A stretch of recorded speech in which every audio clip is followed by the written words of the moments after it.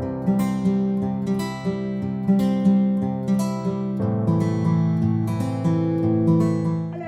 I'm Mrs Neville and I'm the class teacher in 4SN. Really excited to be teaching in Year 4 this year. We've got a great year planned.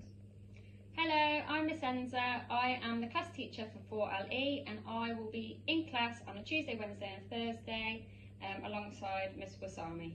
Hiya, I'm Miss Wasami and I'm the class teacher of 4LE. I'm really excited to meet you all. We are also very fortunate this year to have on board Mrs Glover. Mrs Glover will work across both classes to offer our children extra support and challenge. And I'm just going to explain to you a few of the methods and topics that we're going to be covering in maths over the next few weeks. We've already started some work on place value, concentrating on thousands, numbers up to 10,000. We'll be using that work on 4-digit numbers in our addition and subtraction work later on in the half term. I'm going to show you how we set out and the method for working out addition using those 4-digit numbers. So I've got a couple on the board here just to show you. So we have got thousands, hundreds, tens and ones. And we're going to be starting at the ones end and we are adding them together. Okay, so we've got 4, add 2, and then writing the answers between the lines. Your children will be quite used to this because this is building on work that they did in Year 3. So this isn't really a new method, but it is a little bit more complicated because we're now working with the thousands as well. So if we go back, so we've got on the tens column, 6 add 3 or 60 add 30. Moving along this direction one step each time, 3 add 2 is 5, and then 4 add 1 is 5. Okay, so that is a very straightforward, what we call with no exchange, because we didn't cross the tens with any of those digits. So the next stage is when you have got to exchange because you go across the 10 with the numbers that you are adding. So if we look at this one, 3,627 add 1,245. 7 add 5 is 12, you see. You write the 2 there, and then the 1 is carried underneath because you then need to add that onto what's left. So moving again in this direction, 2 add 4, and then adding on the 1 underneath is 7, and then you carry on in the usual way as we did before. 6 add 2 is 8, 3 add 1 is 4. We will also be doing column methods for subtraction, and a really important thing in Year 4 is times tables, because towards the end of the year the children will be doing times tables test whereby they need to know all of the times tables up to 12 times 12. So we'll be doing a lot of work on those. So what we would like to ask is if you can work with your child at home, going on times tables Rockstars. There's lots of fun games and things on there for them to practice, but as much work on times tables as they can over the next few weeks and months would be fantastic. Thank you for your time. Bye for now. And so we're going to be looking at some of the things we're going to be doing in English. So over the autumn term we are going to be writing several different text types. We will begin with a persuasive text.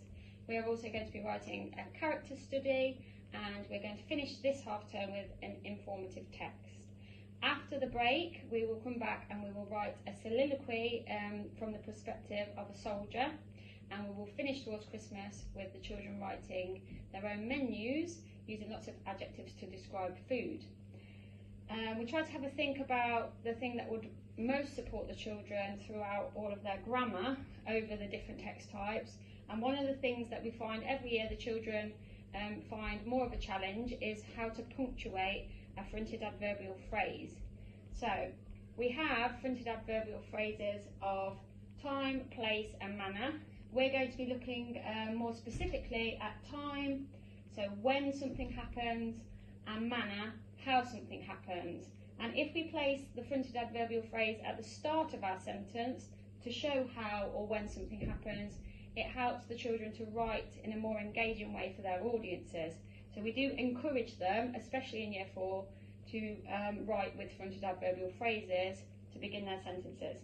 So in terms of punctuating these, once the children have written their fronted adverbial phrase, they always show where that ends with a comma. So here we have the sentence in the morning, which is a fronted adverbial phrase of time. So after in the morning, they would place a comma to show that that phrase is finished. I had my breakfast. So the easiest way to explain this to the children is I had my breakfast is a sentence on its own. It doesn't need anything else. They use a fronted adverbial phrase to add further information, the when. In the morning, I had my breakfast. So you can see there how we are starting to challenge the children to up-level their sentence types. The second sentence, at 8:30 a.m, again, fronted adverbial of time, the comma would come after 8:30 a.m, I went to school. If I covered at 8:30 a.m, the sentence still makes sense, I went to school. And finally, we're looking at a fronted adverbial phrase of manner, how something happened. So here we've got all of a sudden, that's how it happened quickly, all of a sudden. All of a sudden, comma, the cat scratched me. So simple sentence, the cat scratched me. We're adding that level of depth, increasing their ability to use sentence structures. So that is the main thing that we'll be focusing on. If you wanted to have that dialogue with the children at home, that would be great. Also in English, we're going to have a real big push on reading. You will have probably heard or will be hearing in the upcoming days about our reading records, our challenges for reading, our rocket readers. So any help that you could give in terms of reading, even if the children are reading independently, we know that there are a lot of pressures at home, so it's not always possible to read with your child, but we're more than happy, especially year 4, for children to be reading on their own, even in the car on the way to school, things like that. So that would be really great if you could try and encourage more reading, just to support them, because that does then support them with their writing as well. Thank you.